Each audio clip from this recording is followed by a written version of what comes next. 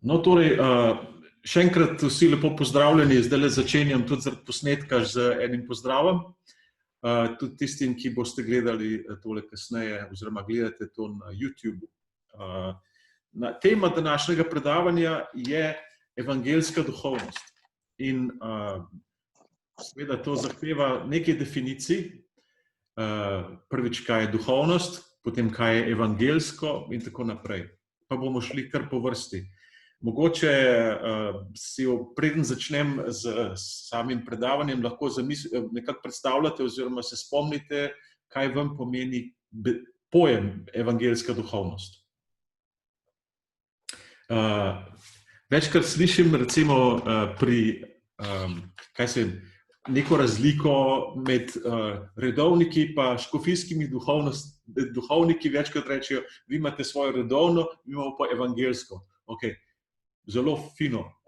Fajn je poznati pa, kaj evangeljska duhovnost pravzaprav res je, še prav, če pomislimo na evangelij, na Sveto pismo in sploh, kaj je v središču krščanstva. Torej, pa gremo. Najprej poglejmo, kaj je beseda duhovnost, preden nadaljujemo. Duhovnost, seveda imamo ogromno definicij, ampak eno definicijo bomo postavili tudi mi zelo široko, da bomo lahko razumeli malo ožje potem, kaj pomeni evangeljska. Duhovnost je nabor, recimo temu, vsebin, praks, prepričanj, potem tudi vrednot, ki so s pomočjo katerih neka skupnost ali pa posameznik najde v življenju svoj smisel. Da se mu stvari povežejo v neko celoto, v nekaj smiselnega, kar mu daje dovolj čvrsto in trdno oporo v tem, bi rekel, spreminjajočem se svetu, da lahko živi, prosperira, tudi se pravi uspeva celo, s pomočjo nabora vseh teh stvari. Gotovo vsak izmed nas ima tudi svojo duhovnost, tako. In večina od nas, recimo, da smo kristjani, imamo več ali manj krščansko duhovnost kot tisto, kar razumemo kot naša prepričanja, kot vsebine, ki nam pomagajo, da se razumemo same sebe v Bogu, v bližnjih, v skupnosti, na tem planetu, v naravi in tako naprej. Imamo tudi določeno skupnost, s katero se identificiramo, če že mogoče celo ne pripadamo, ker v današnje čase malo težko reči, pripadnost je malo v krizi, ampak da pustimo zdaj to za kakšno drugo stvar. In prakse, ki jih imamo pač. Torej, kaj je duhovnost? Duhovnost na ta način definirana, lahko razumemo, da gre za zelo širok pojem in da je duhovnosti lahko zelo, zelo, zelo veliko. Nekatere so pač osebne, nekatere so pa tudi skupnostne oziroma kolektivne in so lahko vezane bodisi na religioznost ali pa tudi ne. V današnjem času imamo zelo veliko duhovnosti, ki niso toliko vezane na neke religiozne vsebine, kot smo to mogoče bili bolj navajeni, ko smo razmišljali o duhovnosti, ampak so vezane na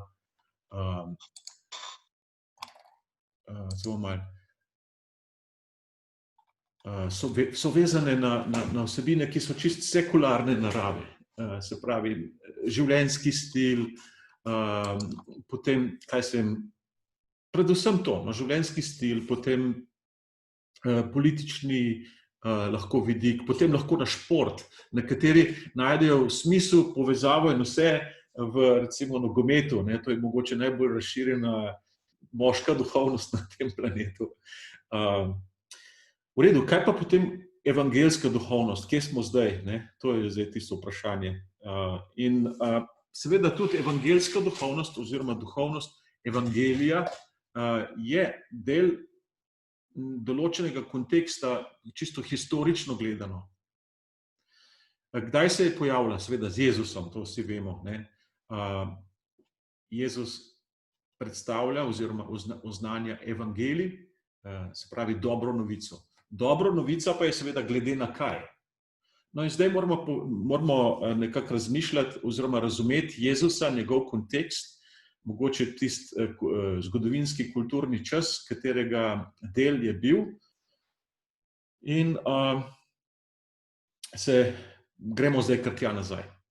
To se pravi, človeška družba v času Jezusa je temeljila predvsem na nečem, pa tudi duhovnost nasploh, je temeljila predvsem na tem, da je svet pravzaprav sobiva z različnimi božanstvi in ta božanstva so nekakšni pokrovitelji bodisi držav, bodisi mest, imperijev in tako naprej. Se pravi, šlo je za mnogoboštvo, kot rečemo tudi poganstvo včasih, in to je bila nekakšna norma, kako je svet urejen.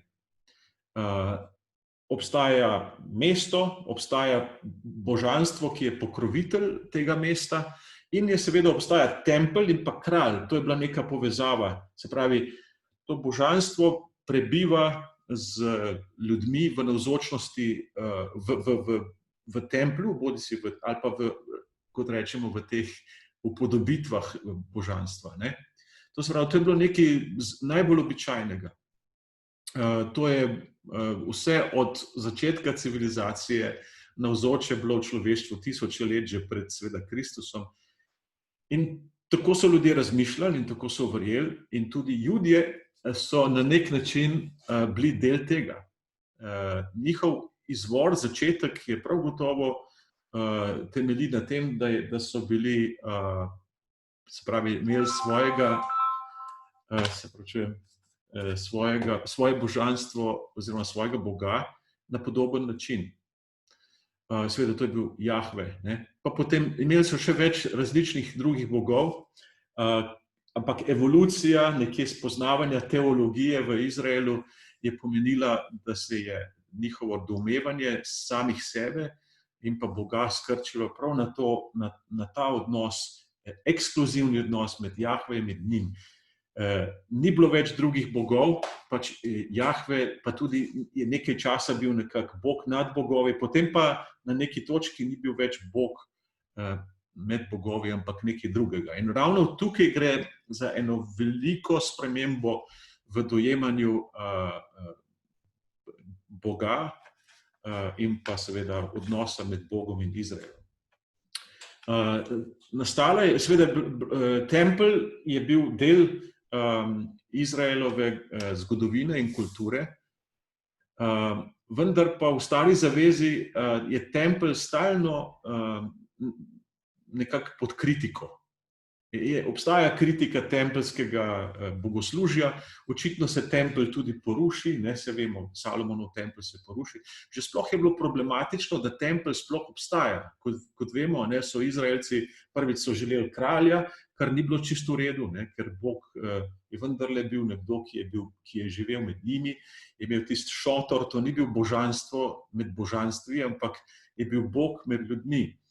In Judje, se pravi Izraelci takrat, seveda so na nek način izzvali Boga, Jahveja, in on je na nek način, ne vemo čisto zakaj, dopustil, da so zgradili tempelj. Ne sicer David, ampak Salomon. In hočeš nočeš, je tempelj postal nekaj tako zabetoniranega kot mogoče drugi templji, drugih božanstev in to ni šlo nikoli prav dobro dol. Sicer je tempeljsko bogoslužje v Izraelu pomenilo bogoslužje, ki pomaga predvsem graditi skupnost, graditi slogo med ljudmi, enotnost, pomagalo je k spominjanju ljudem, kdo so, kdo je pravzaprav njihov Bog, na nek tak paradoksen način. Seveda, tradicij znotraj tega v Stari zavezi je zelo veliko, ne moremo reči, da je ena sama.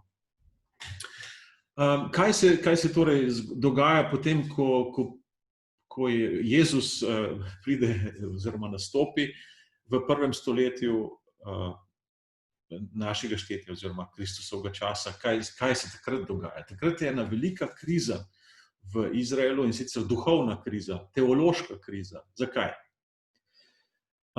Ker prvič tempelj, seveda drugi tempelj stoji, ampak Judje oziroma prebivalci Palestine, ki imajo svoj izvor v Izraelu, niso bili doma. Zato, ker poleg Jahveja, za katerega mnogi dvomijo, da je še navzoč v templju, recimo neki izraz tega je esensko gibanje, ki je šlo v puščavo in tam pričakovalo Jahvejev drugi prihod, oziroma ponovni prihod in se pripravljalo, da bojo zgradili nov tempelj.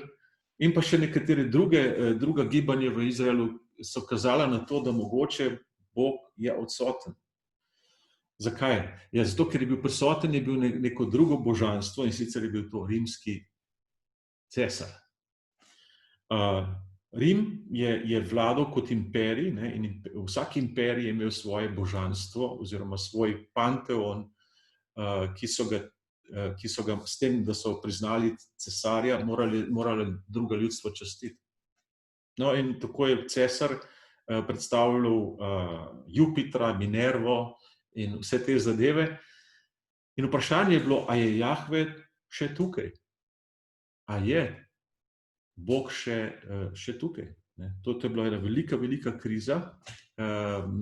Obstajale so frakcije, ki so to razlagali vsaka na svoj način. Poznamo farizeje, saduceje, poznamo druge revolucionarje, recimo, ki so skušali z lastno močjo in pestjo vzpostaviti nazaj red, pomagati nekako Bogu, da bi prišel preko vojne. Saj vemo, da je bilo kar nekaj vojn tudi v tistem času za osvoboditev. To se pravi, to je zdaj neko ozadje, in sem noter pride nekaj, kar mi imenujemo dobra novica. Mi bomo videli, kaj pomeni ta dobra novica v tem kontekstu, potem bomo pa razvili majhen misel, kaj pomeni ta dobra novica za nas danes, recimo, lahko, ali pa kaj je pomenila za krščanstvo nasploh. Zdaj, Jezus nastopi, je krščen, imenuje se kako, ima nekaj imen mu je danih že, in eno izmed njih je zelo, zelo pomembno, se pravi Emanuel, Bog med nami. Že to ime nakazuje, da se je zgodilo nekaj izrednega, in sicer, da se je Bog vrnil, da se je Jahve vrnil med ljudi. Se pravi, ni se vrnil v tempelj, ampak je na nek način, če tako začetek razmišljanja krščanskega mogoče še ni bil toliko močno jasen v Janezovem evangeliju že, ampak da Bog je postavil šotor spet med svojim ljudstvom in ta šotor ni bil tempelj ali pa kakšen tempeljski šotor, ampak je bilo človeško telo. Se pravi, to je neverjetna revolucija v dojemanju, kdo naj bi Bog bil, kakšen sme biti in tako naprej. To ni zdaj več nekdo, ki hodi v ognjenem stebru in se spusti nad tabor in tako naprej, ampak zdaj je to kar naenkrat meso in kosti in je fantek in je mladenič in je mož in je potem nekdo, nad katerega sede Božja navzočnost, se spomnimo, ko je krščen. To je ta podoba, ki so jo Izraelci seveda prepoznali. Tako kot je včasih prišel duh oziroma Božja navzočnost nad Izraela, ko je bil v puščavi, tako zdaj pride nad Jezusa, ki je v telesu. To je popolna revolucija v razumevanju, kdo naj bi Bog sploh bil.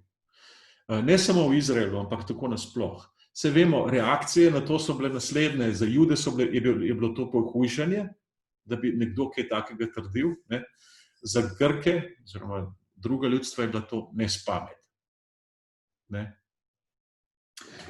Čeprav sama misel na to, da Bog deluje po človeku, ni bila nič čudnega, ker ponavadi so bili to kralji, ki so imeli to funkcijo. No, tudi Jezus se imenuje kralj, ampak je kralj na zelo drugačen način kot tempelska ta, bi rekel, realistična ideologija je učila. Ne? Se pravi, Jezus je bil običajen človek.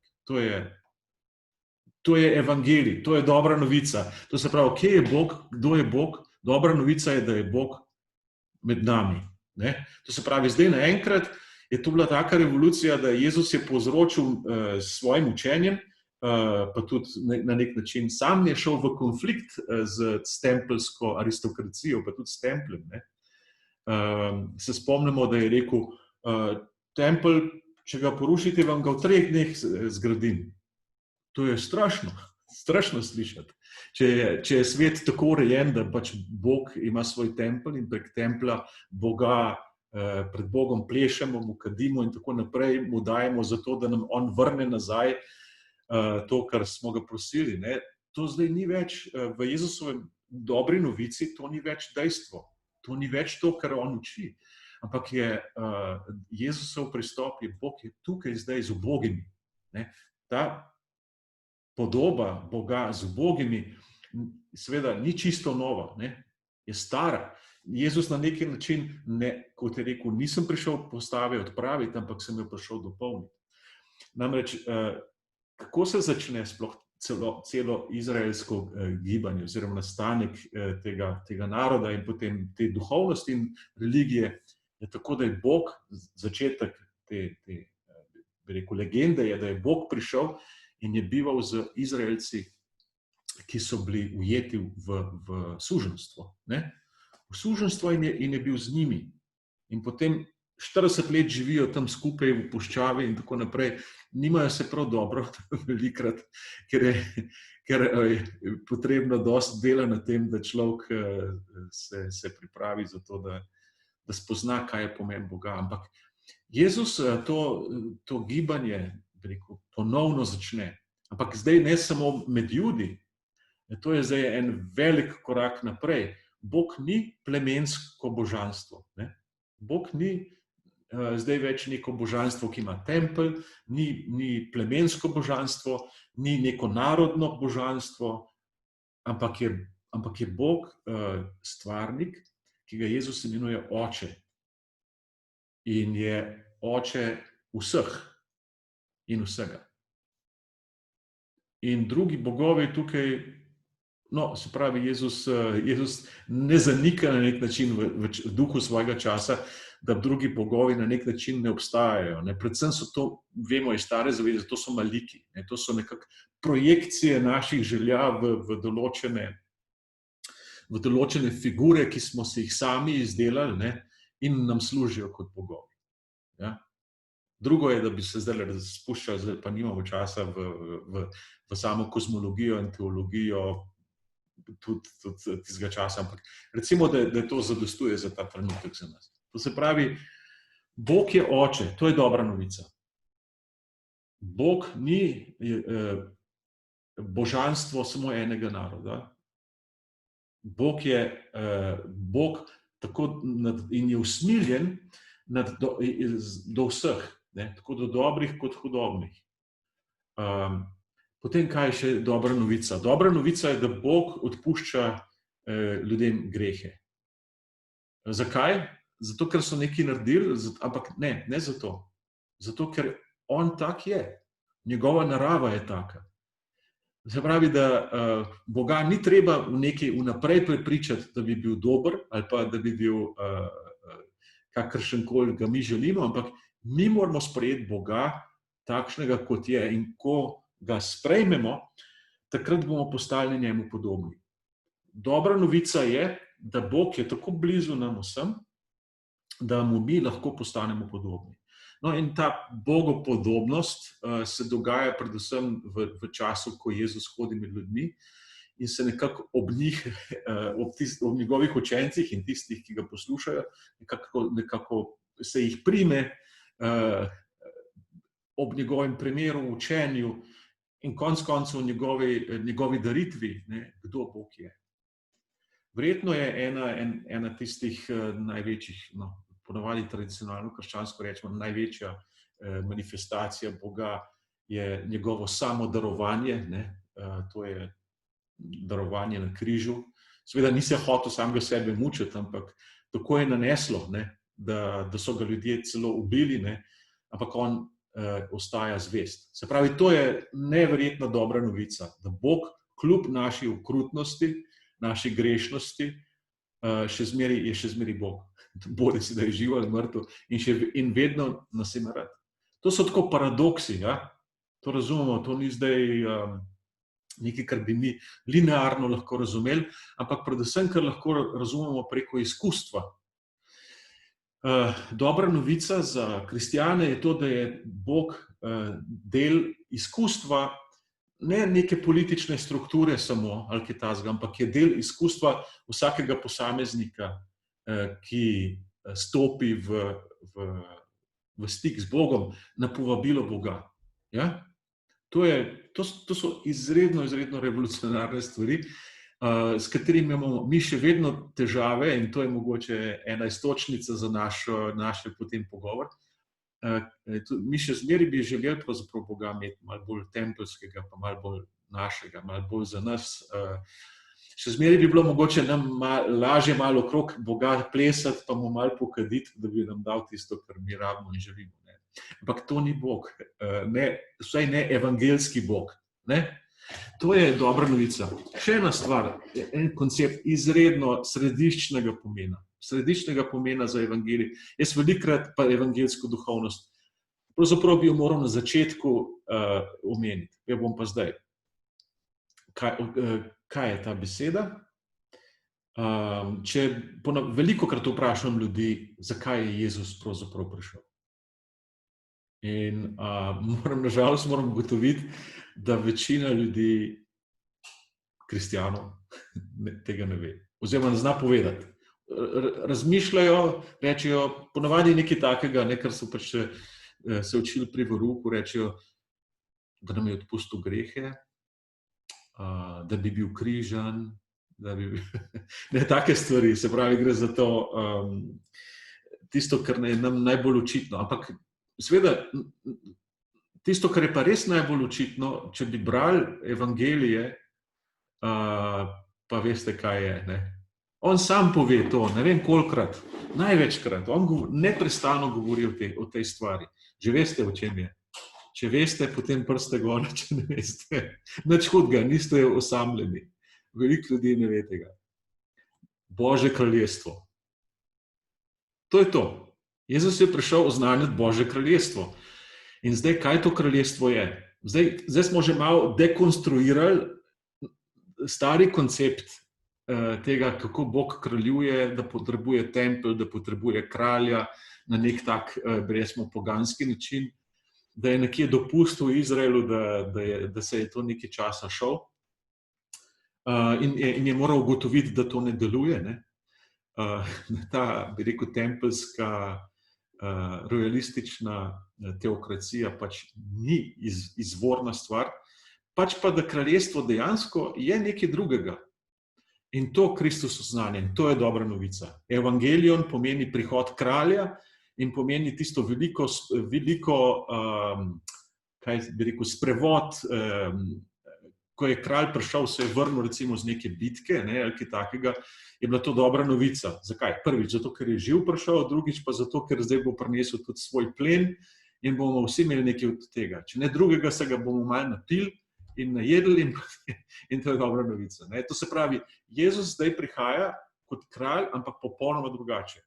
Popolnoma drugače. Vidite tukaj in oznanja kraljestvo. Jezus uporablja, zdaj ne vem, bom na pamet govoril, mislim, da preko 100-krat to besedo v evangelijih, ali pa tam nekje okrog 100-krat, da pove, kaj je njegovo poslanstvo. Njegovo kraljestvo je prišlo. En zelo pomemben trenutek v tem, da je kraljestvo prišlo, prvič, da je Jezus maziljen za kralja. Se veste, kdaj je bil maziljen za kralja? Takrat, ko je bil krščen, ne? Na nek način. In seveda, on nastopi kot kralj med ljudmi, se pravi Emanuel, kot Bog med ljudstvom, med Božjim ljudstvom. In začne kraljevati. Kraljuje pa tako, da stopi do ljudi, jih povabi, jih pokliče, naj se mu pridružijo. To zdaj ni, bi rekel, kraljevanje v tem smislu, če ne boš meni služil, ti bom pobil, ne vem kaj, ti bom vse krave pobral, ali kaj podobnega, ampak reče, pridite vsi, ki ste lačni in željni, in tako naprej. Našli boste počitek. To je drugačen pristop kraljevanja. In potem pridejo k njemu in on jih uči o Bogu kot očetu. Spravi, zdaj ta kralj ni več kralj v tem smislu, kako bi rekel, ki je podložen nekemu božanstvu, ki mu je treba služiti, ampak je kralj, ki komunicira, ki posreduje naprej očetovo voljo. To se pravi, Bog ni božanstvo med božanstvi, ampak je oče. Se pravi, oče je stvarnik, roditelj, nekdo, ki skrbi. In potem vse te podobe, ki jih Jezus o očetu govori, izredno ganljive so seveda v Lukovem evangeliju, se pravi, oče kot tisti, ki čaka na ljudi, ki so zašli in jih pričakuje. Se pravi, tukaj je zajeta velika svoboda ljudi. Oni niso zdaj primorani, nihče ni primoran, da bi sledil Kristusu, ampak vsak je povabljen. To ni božanstvo, ki mogoče si ga predstavlja stari vek, ali pa mogoče tudi mi sami. Bog nikogar ne sili. Vsakemu pa daje vse, kar potrebuje. Tako dobremu kot slabemu. Zakaj? Zato, ker tak je. Mi ne moramo Boga določiti, mi ne moramo Boga omejiti in reči, Bog je tak in tak. Bog je, kakršen je, in za nas je bolje, da ga sprejmemo. In ne samo to, Bog ima ogromno lastnosti, in sicer ki so za nas ključne. Brez Boga nimamo obstoja. Bog nas vzdržuje, nam daje življenje. Bog nas je v ta svet poklical, da skrbimo zanj. Jezus uči, kako pomembno je, da ta skrb za svet ne gre samo za obdelovanje zemlje in podobne stvari, ampak gre skrb drug za drugega. Tudi mi smo del sveta, mi smo stvarstvo. Mi nismo nekaj nad stvarstvom ali kaj podobnega. Ampak vendarle imamo lastnosti Boga, ki jih ljudem kaže Kristus. Kako so lahko ljudje verjeli Kristusu, Jezusu, da je to, kar on govori, res? No, evangeliji pišejo o tem, da so njegove besede bile podkrepljene z čim? Z znamenji. Znamenja so bila pa seveda to, kar znamenja obnove. Bog preustvarja, na novo ustvarja. In vsak, ki vstopi v to njegovo kraljestvo, bo deležen preustvarjenja, bo deležen novega življenja. Torej, krst je vstop v kraljestvo. Krst se dogaja, če se spomnite, kje v Jordanu, ker Janez Krstnik krščuje, potem Jezus prevzame ta obred kot pomenljiv, predvsem za Jude in potem tudi druge. Sicer malo težje razumejo drugi, kaj to pomeni, ampak vendarle je precej močno. Namreč Izrael je prišel preko Jordana v obljubljeno deželo.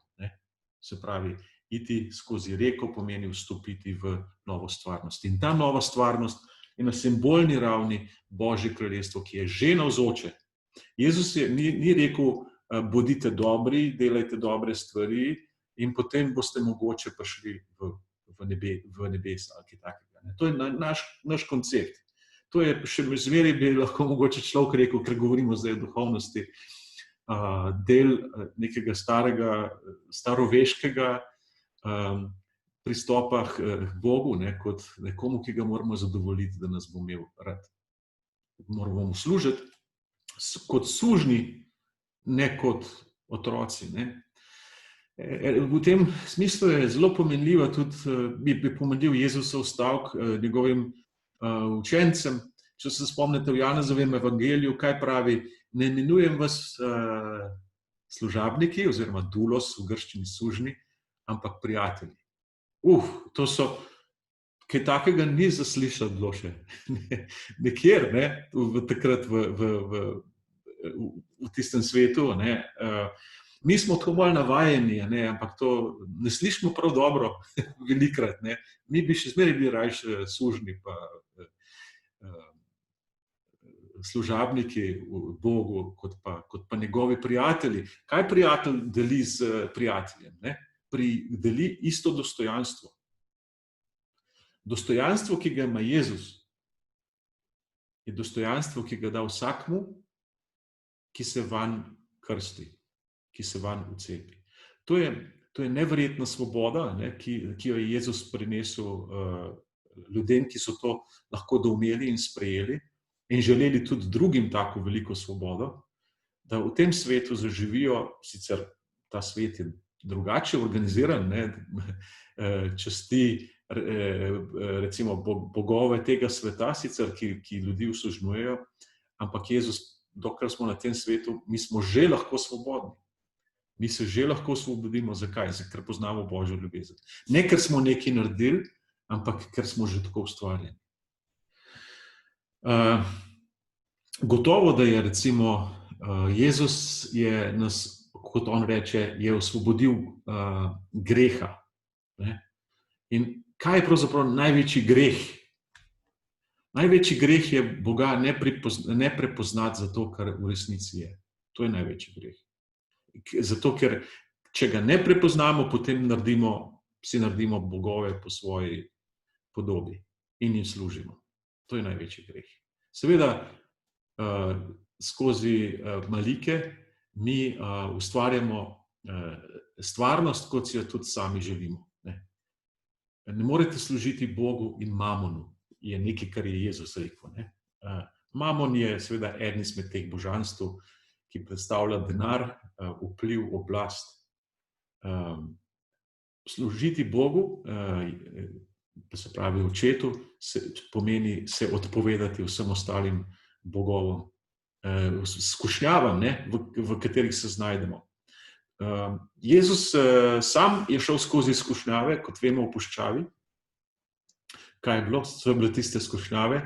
Se pravi, skušnjava takojšnje zadovolitve potreb. To je nekaj, čemur mi podlegamo in zaradi tega delamo neumnosti, ne? In zaobidemo Boga. Druga je moči, tretja je vpliv, vtis, vse to. Ne? Recimo, to so te 3 skušnjave v puščavi. Kdor hodi za Jezusom in ga bo poslušal, mu bojo te skušnjave postale jasne. Vse to so skušnjave malikovanja na nek način. Torej, v čem je evangeljska duhovnost? Evangeljska duhovnost je, kralj se je vrnil, Božje kraljestvo je med nami, mi zdaj vemo, kdo Bog je. Bog je ta, ki ga je predstavil Kristus. V njem je Bog Emanuel hodil med nami in še več kot to, Bog še vedno hodi med nami. Kako? Tako kot se je duh spustil nad Jezusa, ko je bil krščen v Jordanu, ne? Zdaj imamo Binkošti, zdaj čez par dni, ne? Je tako. Kaj se zgodi nad tistimi oziroma nad skupnostjo, ki je Boga sprejela, končno Boga kot Boga? Njegova navzočnost sede tudi nad tiste, ki so ga sprejeli. Ki so sprejeli Kristusa, ne? Ki so sprejeli Jezusa kot kralja. In ta navzočnost je seveda Sveti Duh. To so binkošti. Ne? Tako da krščanstvo, evangeljska duhovnost, če želite, je duhovnost svobode,